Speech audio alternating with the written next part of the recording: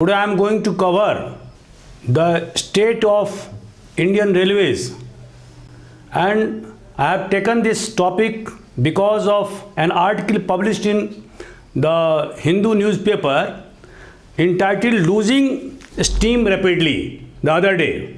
So I thought it prudent to deliver lecture on the Indian Railway. Indian Railway is the nerve of our Indian economy, because without the contribution of Indian Railway we cannot imagine our economy to become prosper.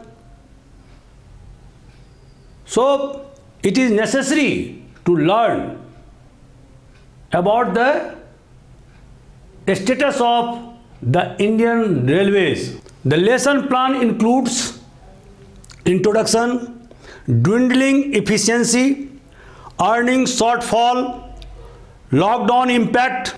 Indian Railways is the nerve of Indian economy. Problem of railways, solution, advantage of privatizing Indian Railways, disadvantage of private Indian Railways, what is the way forward, and finally the conclusion. Introduction. Total outlay of Indian Railways in 2021 was gross budgetary support in 2018-19 was 52,838 crores.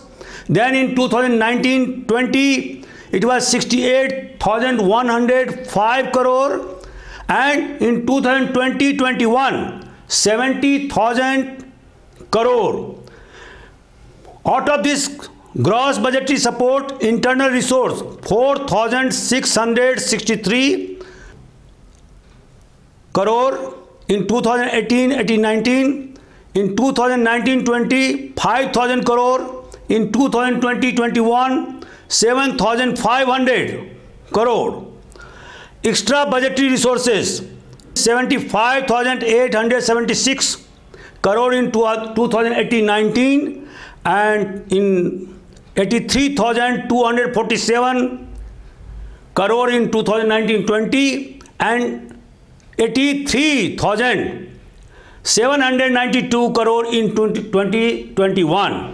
So the total Indian Railway investments are increasing with the passage of time.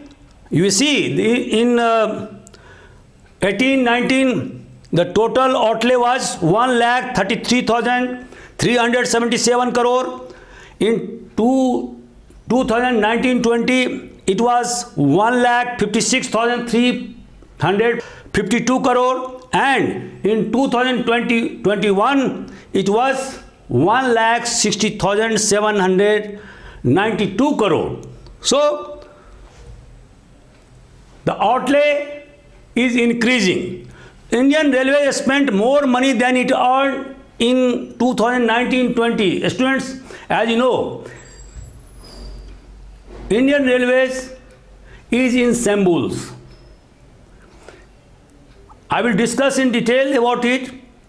You see, the operating cost is about 98.36%. This means that to earn 100 rupees, the Indian Railways has to spend 98.36 rupees, and this is a very much heavy amount, and that's why the Indian Railways is bereft of any large amount to be invested for further upgradation of rail tracks and others. It has to depend upon the budgetary support of the government. So what we see, the revenue of Indian Railways from financial year 2001 to 2021 with an estimate for financial year 2022 in billion Indian rupees, what we see,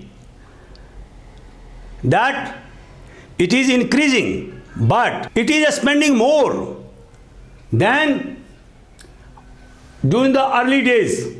So the operating cost, operating ratio, this is called operating ratio. total investment ratio, total earning. This ratio is increasing, and this is very much disturbing aspect of the growth of Indian Railways. So since 2015, the Railways has consistently fallen short of projected earnings. Both freight and passenger traffic failed in 2020 compared to 2019. This chart will show you that how the earning is falling down.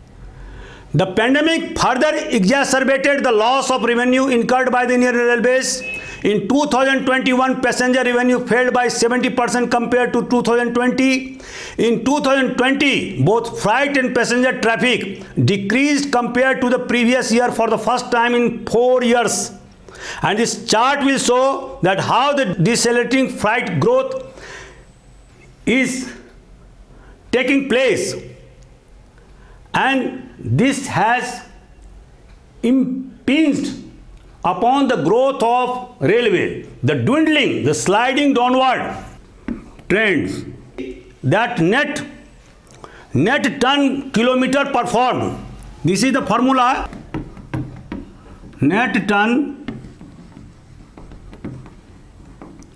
kilometer performed is dwindling. For example, last year in 2020, anti-net ton kilometer performed was 4.18% for freight and 9.2% for passengers, and this has led to the decrease in its revenues, and this has led to the dwindling efficiency. Student, as you know, in 2020, Railway spent 98.36 rupees to earn 100 rupees. As I have already told you, this means its operating ratio was 98.36%. However, if the actual amount of 48,626 crore needed to meet the pension expenditure is added, the OR, I mean operating ratio, could have arisen to 114.19%. This means that railway is incurring loss, and this is sad scenario because railway is our lifeline. Without its contribution, we cannot imagine the unity and integrity of India. The internal revenue generated by the railways through ticket sales, freight earning consistently fell short of budget instruments in the last 6 fiscal years. In 2020, the internal revenue generated by nearly 20% lower than the budget estimates. Lockdown impact. Since 2019, our country is suffering from the pandemic, corona, and its lockdown effect on our economy. Our economy was badly hit by this pandemic, and so the lockdown nosedived 15,248 crore rupees compared to 50,679 crore earned in 2020. Freight earning increased slightly in 2021 compared to the previous fiscal years. Students, as you know, that Indian Railway is the nerve of Indian economy.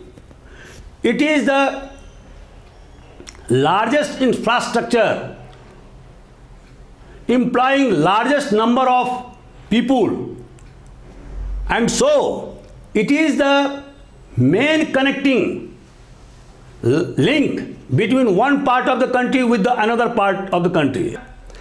The basic function of infrastructure like railway or transport is what? It doesn't produce anything, but it assists in the production, in the manufacture. Agriculture or industry cannot thrive without the strong base of infrastructure, and that strong base is provided by Indian Railways to our economy. So what we see, that third largest rail network in the world.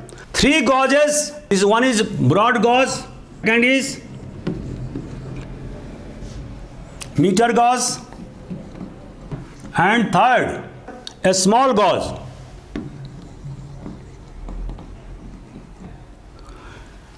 Three gauges span over 1 lakh track kilometer.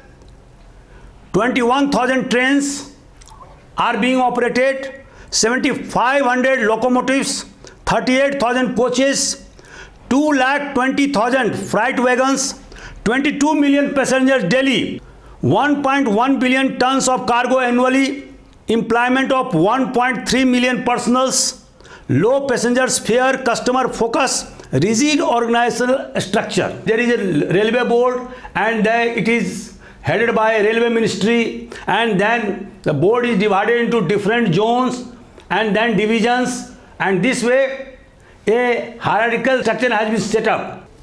Problem of railways. What are the problems? A student, old track leading to frequent accident.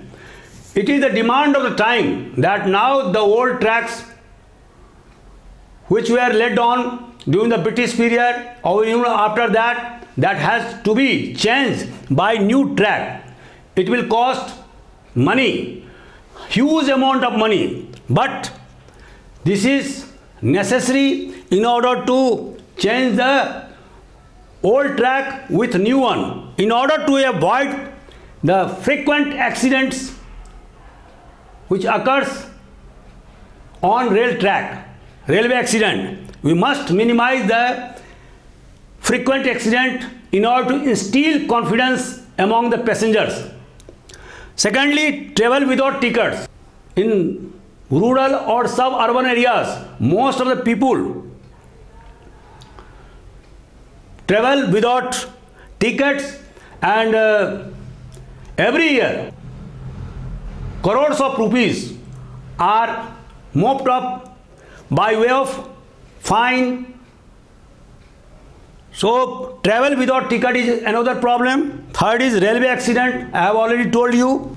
Attack on railways because of strikes and political disturbance or agitations. The students, whenever agitations are organized by political parties, by trade unions, the first casualty is railway track.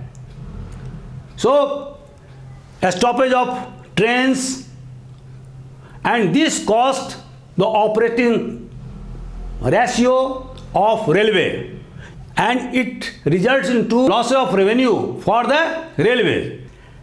In addition, lots of wagons, passenger coaches are destroyed by the agitators. So this is another problem. Next is lack of modern management or modern technology. Students, still Indian Railway suffers from obsolete technology, obsolete management. Management must have modern view. There is no room for lethargy, there is no room for alibi, and so management has to be according to the principles of autonomous body, or similarly modern technology has to be put into place so that incidences of accidents can be minimized, the operating ratio can be increased. Another problem is replacement of obsolete wagons and coaches, problem of laying double lines. Still, there are large number of tracks which are single. The demand of the time is to lay double lines in order to reduce the cost of operating railways. Inadequate investment, competition with roads. To construct a road, even in hilly terrain, is easier than laying railway track on undulating land.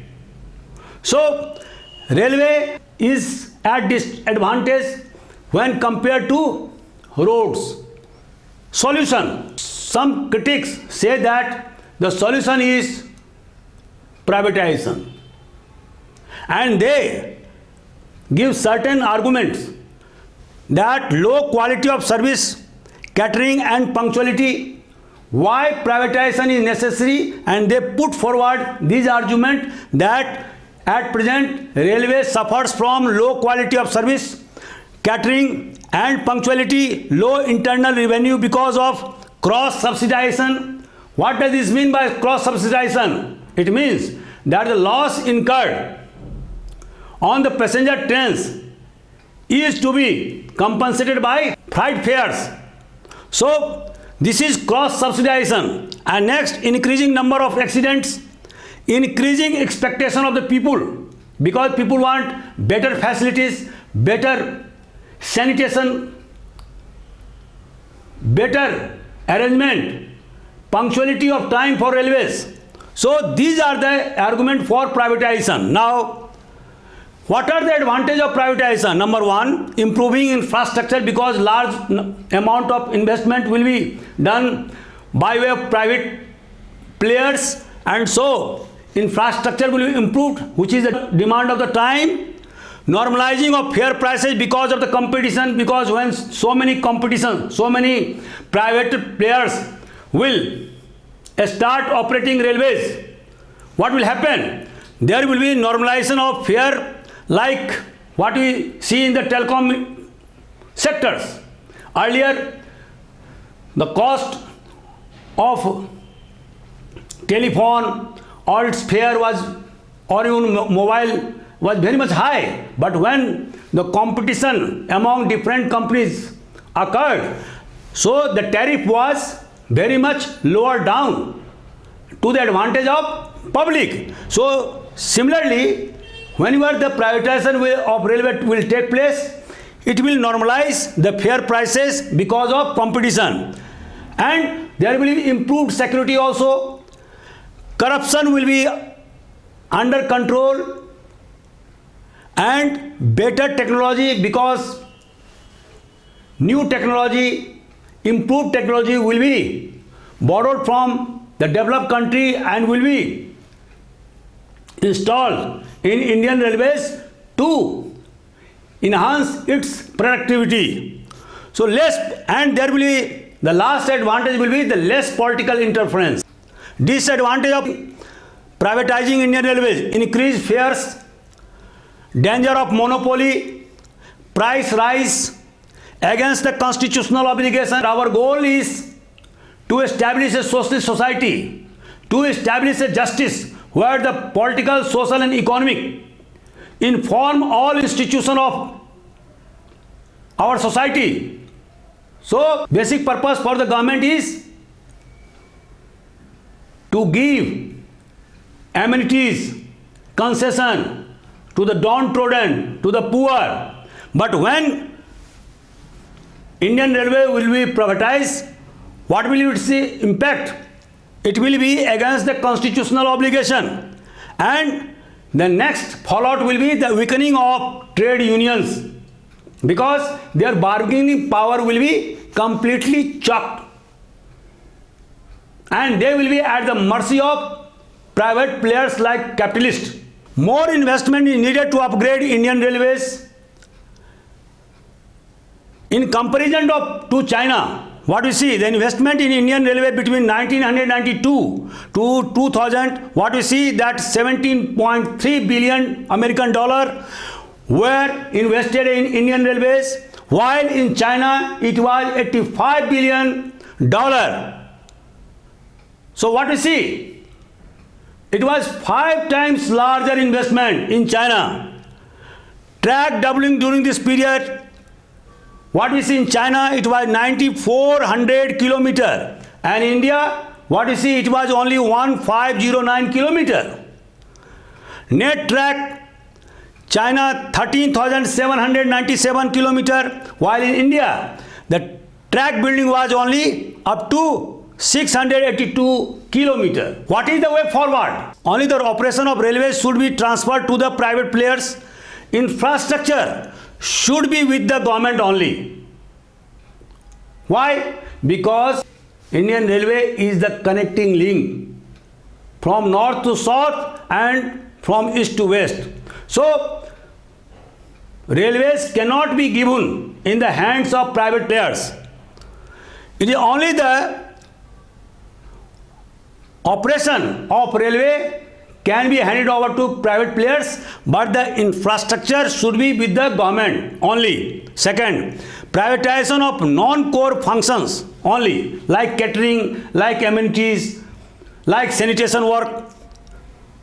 Proper labor laws to safeguard laborers. Price regulatory mechanism so that fares should not be hiked to the disadvantage of downtrodden people.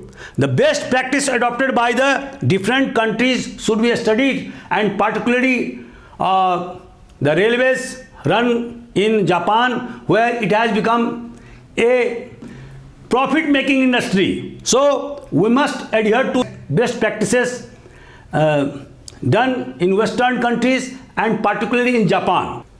Reduction in social responsibility of railway. The next important way is to reduce the losses borne by Indian Railway. It is imperative to reduce the social responsibility cost of railways.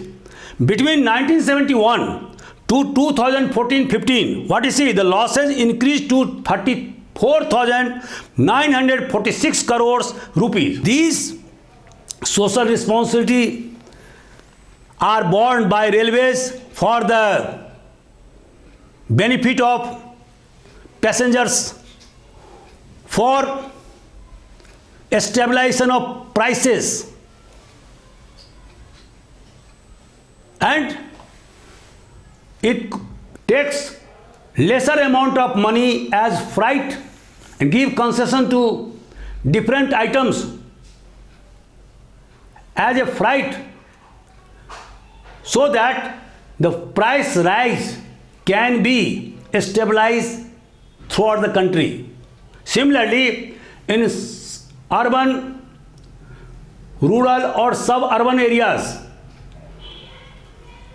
the fare of passengers have been very much low against the market norms, and this has cost 34,000 crore rupees since 1971. So what is conclusion? No need of privatization of railway. Student, as you know, that it is the nerve of our economy, and it will not be beneficial for our security, for the unity and integrity of our country to privatize railways. Attempts should be made to develop railways by mobilizing resources at a low rate of interest. The operating ratio has to be cut down so that it should have ample amount of money to invest for the upgradation of railway track, for its modernization.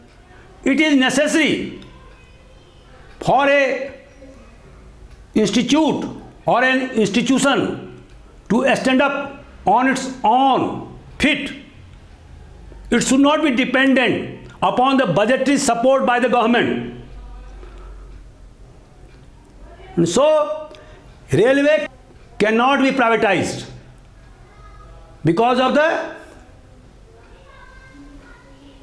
unity and integrity of India is involved. If privatization is done, it should be only in the non-core sectors like catering, sanitation, facilities, etc. Because railway is lifeline of our country, of our economy, of unity and integrity of India. So it shall not be in the interest of our country to privatize it. Students, the solution is to cut the operating cost, operating ratio. Now it is 98.36. It must be reduced to 75%, not more than 75%, so that the additional money should be invested in railways for its upgradation. It should have lesser dependence upon the budgetary support given by government, given by different financial institutions. So now I am winding up my lecture. If you like this lecture, please share and subscribe. If you want to read more on this topic, particularly the infrastructure or transport, other modes of transport like roadways, shipping industries, please write down comments. I will make better videos than this one. Thank you very much.